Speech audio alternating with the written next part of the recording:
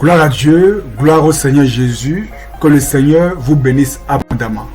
Je suis le frère Carlos Wakandé et je tiens à remercier le Seigneur pour ce long voyage que nous avons eu à effectuer ensemble. Par la grâce de Dieu, nous sommes restés dans sa présence pendant 21 jours et ce n'est pas par la force ni par la puissance, mais c'est par la grâce de Dieu.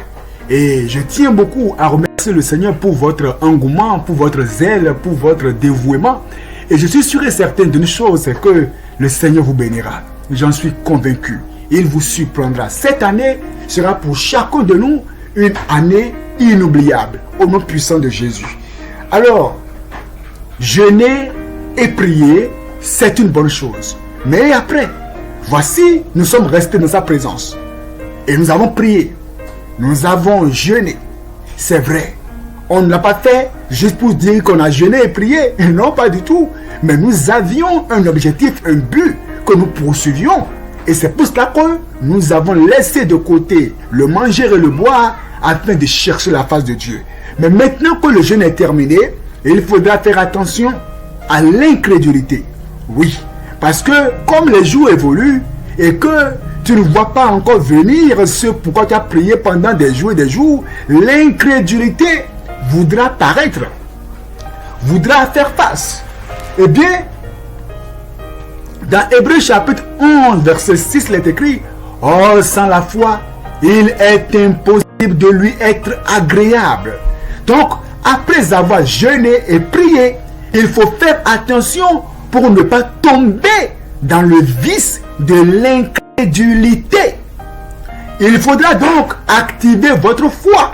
Car dans Éphésiens chapitre 6, verset 16, il est écrit: « De prendre sur nous le bouclier de la foi avec lequel nous pourrons éteindre tous les traits enflammés du malin. » J'insiste sur cela.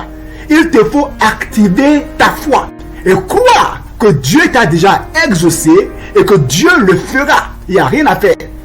Maintenant, il faudra aussi faire attention aux inquiétudes et aux anxiétés. Faites attention à ça, ne pas être inquiet, ne plus être inquiet. Il vous faut briser les ponts d'anxiété et d'inquiétude. La parole déclare que qui de vous, par ses inquiétudes, peut ajouter une coudée à la durée de sa vie? C'est impossible.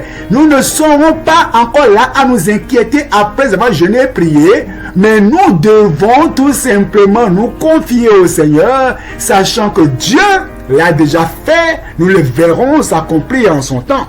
Après le jeûne, comprenez que la tentation viendra. Lorsque Jésus-Christ a jeûné pendant 40 jours, et bien après cela, il a eu faim, il a été tenté. Faites attention. Après avoir jeûné et prié, et que Dieu ait ouvert les cieux sur vous, Satan voudra maintenant vous tenter par le péché, afin que les cieux se referment sur vous. Oui, oui.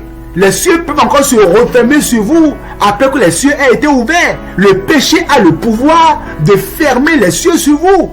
Donc, il faudra faire attention aux tentations. Satan ne vous tentera pas divers péchés, mais vous devez veiller pour ne pas succomber à la tentation. Sinon, vos jeûnes et prières iront tout simplement à l'eau.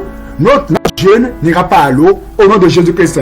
Il faudra donc faire attention aux tentations.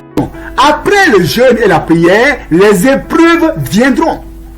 Oui, très souvent quand on jeûne et on prie, vous avez remarqué que parfois c'est maintenant même que des situations apparaissent, des choses même, et tu te demandes, mais est-ce que je viens de jeûner et prier, et maintenant les choses semblent se compliquer? Ce n'est qu'une apparence des choses.